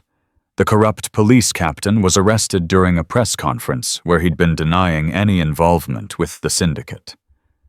Marcus watched it all on the television in Sarah's hospital room, with Lily curled up asleep against her mother's side. The little girl had finally stopped fighting exhaustion, her small hand still clutching her mother's even in sleep. "They're really going down," Sarah said quietly. "All of them." Kane's testimony sealed it. He gave them everything, records, recordings, documentation of every order Mitchell ever gave. Why would he do that after everything he did to me? Marcus thought about Kane's final request, about the strange moment of connection between 2 men who should have been nothing but enemies. Maybe everyone deserves a chance to make one right choice, even people who've made 1,000 wrong ones. Sarah looked down at her sleeping daughter. "She hasn't let go of my hand since she got here, even in her sleep. She almost lost you. She's making sure it doesn't happen again." "And you," Sarah's eyes met his. "What happens to you now?" Marcus looked out the window at the city below. Somewhere out there, his brothers were burying the 11 men who had died in the assault. Somewhere out there, 200 bikers were returning to their homes carrying stories of the night they'd ridden together against a common enemy. "I don't know," he admitted. "I've spent my whole life knowing exactly who I was. The outlaw, the biker president, the man people feared." He paused. "But these last 2 days I became someone else. Someone better. And I'm not sure I can go back to who I was before." "Then don't." Sarah's voice was gentle but firm. "The man who saved my daughter. The man who kept his promise. That's who you really are. Don't let anyone, including yourself, tell you otherwise." Lily stirred in her sleep, murmuring something unintelligible. Her grip on Sarah's hand tightened momentarily, then relaxed. "She's dreaming," Sarah said softly. "Good dreams, I hope, for the first time in weeks." Marcus thought about the little girl who had knocked on his door in the middle of a thunderstorm. The brave, terrified, impossibly strong child who had believed that strangers could become heroes if you just asked them nicely enough. She had changed everything, and nothing would ever be the same. 2 years had passed since that stormy night, but Marcus Sullivan still remembered every detail. The sound of those 3 small knocks, the sight of a soaked little girl clutching a torn, stuffed rabbit, the words that had changed everything. "Please help my mama." Now he stood in a courthouse corridor, wearing the same suit he'd worn to testify against the syndicate's leadership. But today wasn't about him. Today was about the family he'd found in the most unlikely of places. "You ready for this?" Elena asked, squeezing his hand. "I've faced down cartel soldiers and corrupt senators. You'd think signing some papers would be easy. This is different. This is permanent. That's what makes it terrifying." The door to Judge Patricia Williams' chambers opened, and a court clerk beckoned them inside. Sarah Chen sat at the table with her attorney, and beside her, practically vibrating with excitement, was Lily. At 9 years old, she had grown taller and stronger, her dark hair now reaching her shoulders. But her eyes still held that same fierce intelligence that had first captured Marcus's heart. "Mr. Sullivan, Ms. Vega." Judge Williams gestured to the chairs across from Sarah. "Please sit down." Marcus took his seat, hyper-aware of the weight of the moment. 2 years of home visits, background checks, psychological evaluations, and enough paperwork to fill a shipping container had led to this single afternoon. "Before we proceed," Judge Williams said, "I want to acknowledge the unusual nature of this arrangement. A 9-year-old girl with 2 legal guardians, her biological mother and a godfather who will share custody and parental responsibilities. This isn't a typical family structure." "With respect, Your Honor," Sarah said, "nothing about how our family came together has been typical." "No, it certainly hasn't." Judge Williams removed her reading glasses and looked directly at Marcus. "Mr. Sullivan, I've read your file. I know about your history. I know about the Iron Wolves and the life you've led. Many judges would consider that disqualifying." Marcus's jaw tightened, but he said nothing. "However," the judge continued, "I've also read the testimony from FBI agent Chen. I've reviewed the statements from child psychologists who've worked with Lily, and I've seen the transformation of your organization over the past 2 years." She paused. "The Sanctuary Project. 47 children and their families protected. 0 casualties. 0 failed operations. All coordinated from the same clubhouse where you first met this little girl." "We had good teachers," Marcus said quietly. "Tell me something, Mr. Sullivan. Why do you want this responsibility? You could walk away. You've already done more for this family than most people do in a lifetime. Why take on the legal burden of being Lily's godfather?" Marcus looked at Lily, who was watching him with an expression of complete trust. "Because 2 years ago, a brave little girl knocked on my door and asked me to help her. She believed I could be a hero even when I didn't believe it myself. She taught me that family isn't about blood or legal papers. It's about who shows up when the storm comes. His voice thickened. I showed up once. I want to keep showing up. For the rest of her life. Lily's lower lip trembled. Marcus, you're going to make me cry. Sorry, sweetheart. I'll try to be less emotional at your college graduation. Despite the solemnity of the moment, laughter rippled through the room. Even Judge Williams cracked a smile. Well then. The judge picked up her pen. Let's make this official. The paperwork took less than 15 minutes. When it was done, when the signatures were dry and the seals were pressed, Lily launched herself across the table and into Marcus's arms with enough force to nearly knock him out of his chair. You're my godfather now. For real. Forever. Forever's a long-time kid. I know. That's why I picked you. Sarah wiped tears from her eyes as she watched her daughter embrace the man who had saved both their lives. Beside her, Elena was crying openly, making no attempt to hide her emotions. Thank you, Sarah said to Marcus, for everything you've given us. You gave me more. Both of you. Marcus held Lily tighter. You gave me a reason to be better. Outside the courthouse, a crowd had gathered. Word had spread about the hearing, and the people who had been touched by the sanctuary project over the past 2 years had come to show their support. Mothers with their children. Families who had been rescued from dangerous situations. Even a few bikers in leather cuts, standing respectfully at the edges of the crowd. Lily stopped on the courthouse steps, taking in the scene with wide eyes. Are all these people here for us? They're here because of you, Marcus said, because you showed them what's possible when you refuse to give up. A woman broke from the crowd and approached them. She was holding the hand of a young boy, maybe 7 years old, with dark skin and nervous eyes. Mr. Sullivan, I'm Denise Williams. This is my son Michael. Her voice shook. You helped us 6 months ago, when my ex-husband was threatening to hurt us. You got us to safety. You made sure he went to prison. Marcus remembered the case.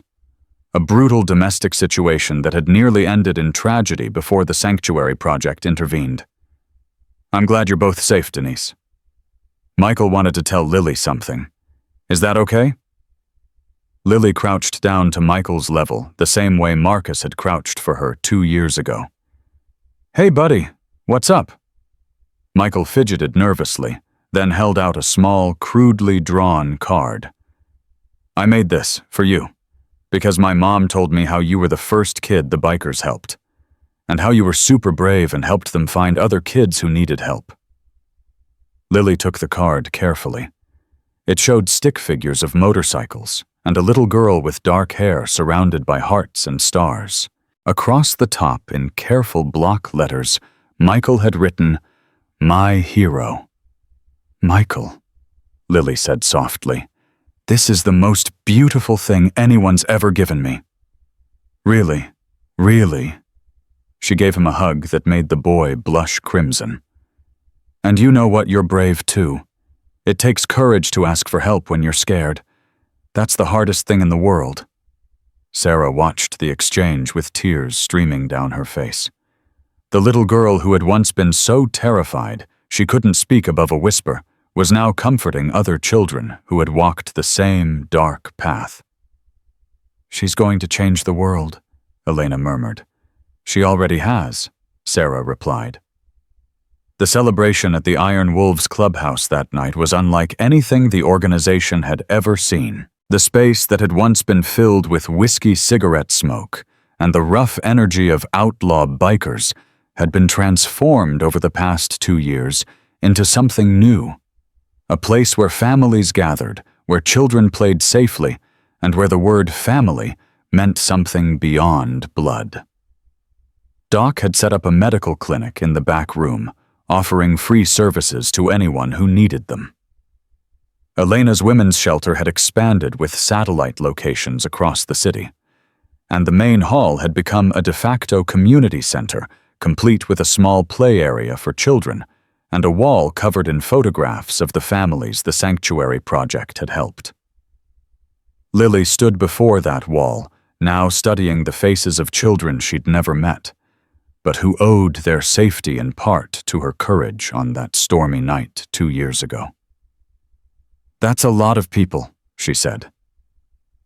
Marcus joined her, looking at the photographs. 53 families, 112 children, all safe, because you taught us that protecting kids isn't optional. I didn't teach you anything. I just knocked on a door.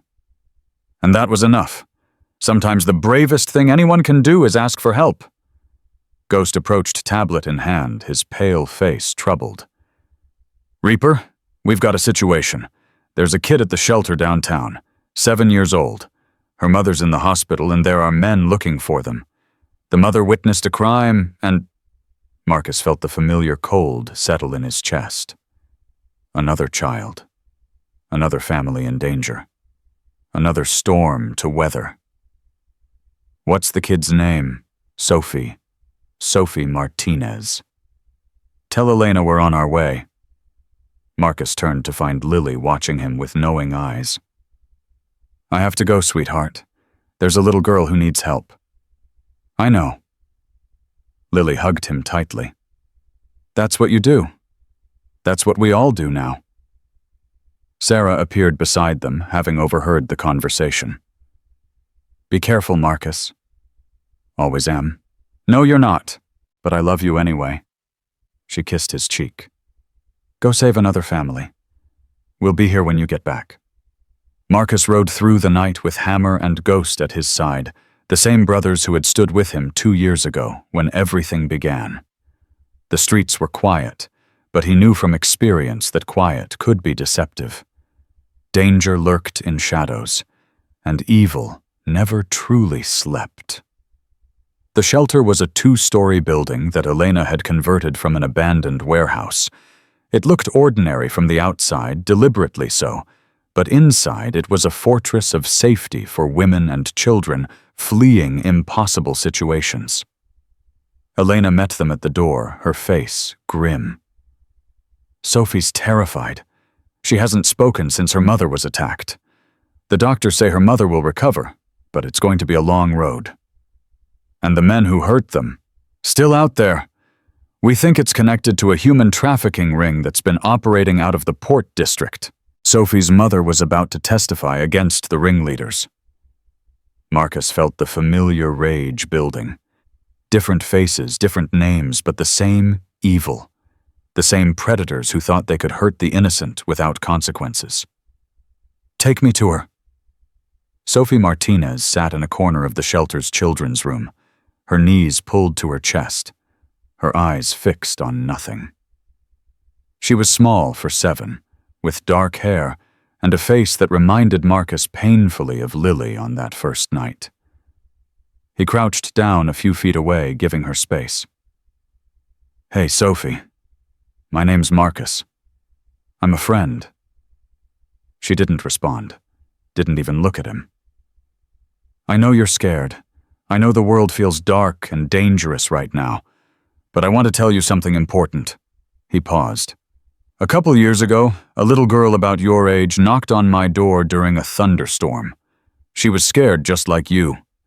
Bad men had taken her mama just like yours, and she didn't know if anyone would help her." Sophie's eyes flickered toward him, the first sign of awareness. "But you know what that little girl was so brave. She asked for help even though she was terrified. And because she was brave, we were able to save her mama and keep both of them safe." Marcus pulled out his phone and showed Sophie a photograph. "That's her. Her name's Lily. She's 9 now, and she helps us find other kids who need saving." Sophie stared at the photograph of Lily, something shifting in her expression. "Lily wanted me to give you something." Marcus reached into his pocket and pulled out a small stuffed rabbit. It wasn't Mr. Whiskers, that worn companion still sat in a place of honor in Lily's room, but it was similar. Elena had purchased it specifically for moments like this. "This is a magic rabbit," Marcus said solemnly. "He protects kids from bad dreams and helps them feel safe. Lily used to have one just like him. She wanted you to have this one because she knows what you're going through and she wants you to know you're not alone." Sophie's small hand reached out and took the rabbit. She clutched it to her chest, and for the first time Marcus saw tears forming in her eyes. "The bad men," her voice was barely a whisper. "They said they'd hurt Mama more if I told anyone. They're never going to hurt your mama again, I promise." "How do you know?" "Because I'm going to stop them. That's what I do. That's what my friends do. We stop bad people from hurting kids and their families." Sophie looked at him with eyes that had seen too much pain for someone so young. "Are you a policeman?" "No, I'm something else. Something the bad people are afraid of." For the first time, the ghost of a smile crossed Sophie's face. "You look scary." "Good. That means the bad people will be extra scared of me."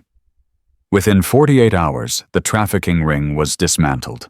Marcus and his alliance of clubs coordinated with federal agents to conduct simultaneous raids across 3 states, rescuing 14 victims and arresting 27 traffickers. Sophie's mother recovered, testified against the ringleaders, and was placed in protective custody with her daughter. The day before Sophie and her mother entered witness protection, the little girl asked to see Lily one more time. The meeting took place at the clubhouse in the same room where Lily had first been examined by Doc 2 years earlier. "Thank you for the bunny," Sophie said, holding the stuffed rabbit tightly. "He helped me not be scared." Lily smiled. "That's what he's for. And remember, even when you go somewhere new and everything feels different, you're not alone. There are people who care about you. People who will help you if you ever need it again. Like Marcus. Like Marcus. Like all of us." Sophie hugged Lily tightly, and Marcus watched as his goddaughter comforted a child who had walked the same dark path she once had. The cycle of courage continuing generation to generation. After Sophie left, Lily stood in the middle of the clubhouse looking around at the transformed space. The wall of photographs had grown new faces, joining the collection of families saved. The play area was filled with toys donated by community members. The smell of fresh coffee had replaced the stench of whiskey and cigarettes. "Marcus," Lily's voice was thoughtful. "Do you remember what you said to me that first night when I asked if you were going to fight the monsters who took my mama?" "I remember. I told you I was going to bring your mama home. You said good was stronger than evil, and love was stronger than hate." She turned to face him. "Did you really believe that, or were you just saying it to make me feel better?"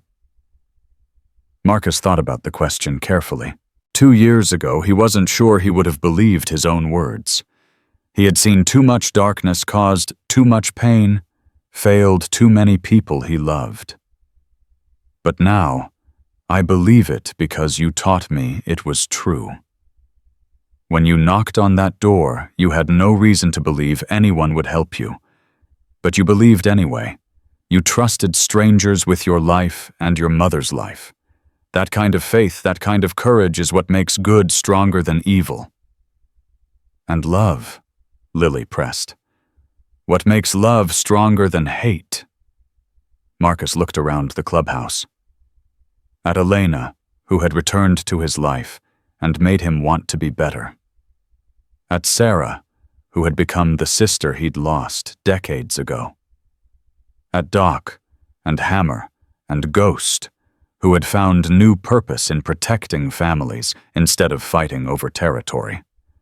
At the photographs on the wall, each one representing a family, saved a child, protected a life transformed. Love is why we do this. Not for money or power or pride.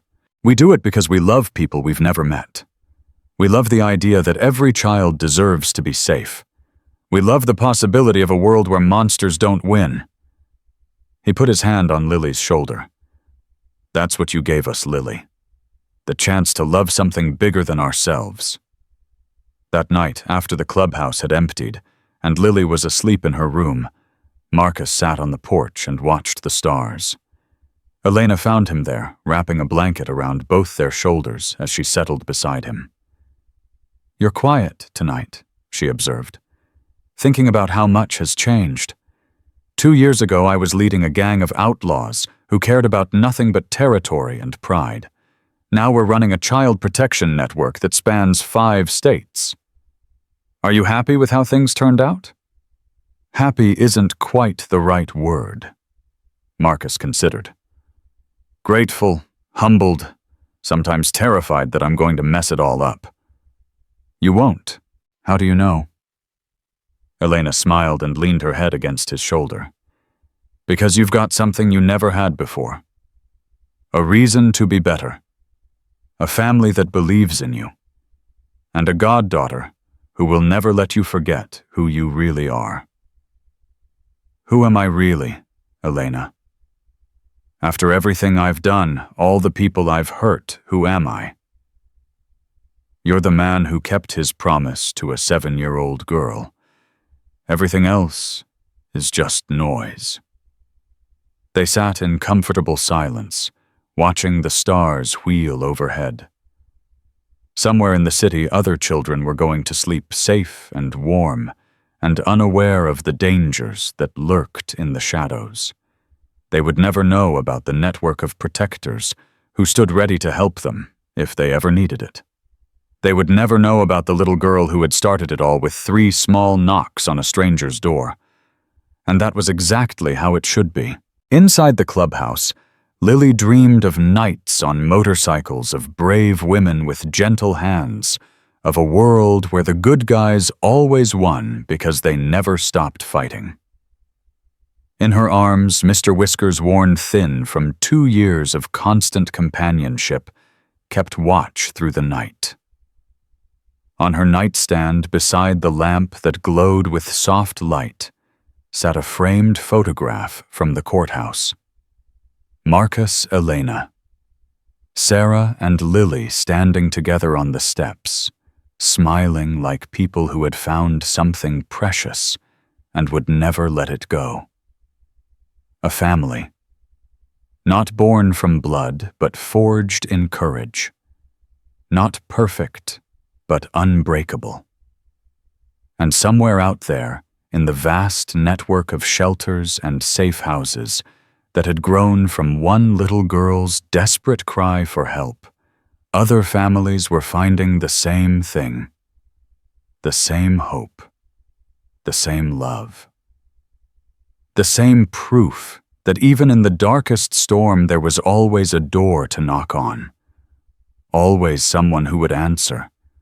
Always a hero waiting to be found, because that was the legacy of Lily Chen and the bikers who had answered her call. Not the criminals they had defeated or the corruption they had exposed. Not the awards and recognition that had come their way. The legacy was simpler than that. A child who believed in heroes made one believe in himself.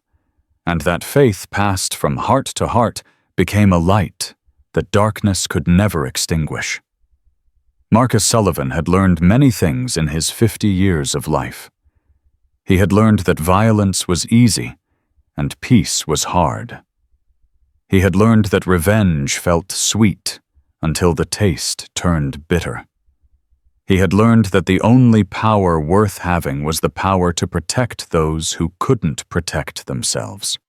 But the most important lesson, the one he would carry until his final breath, came from a 7-year-old girl in a thunderstorm. When you're scared, find the door. Knock on it. Ask for help. Because somewhere on the other side of every storm, there's someone waiting to answer. And love is always, always stronger than hate.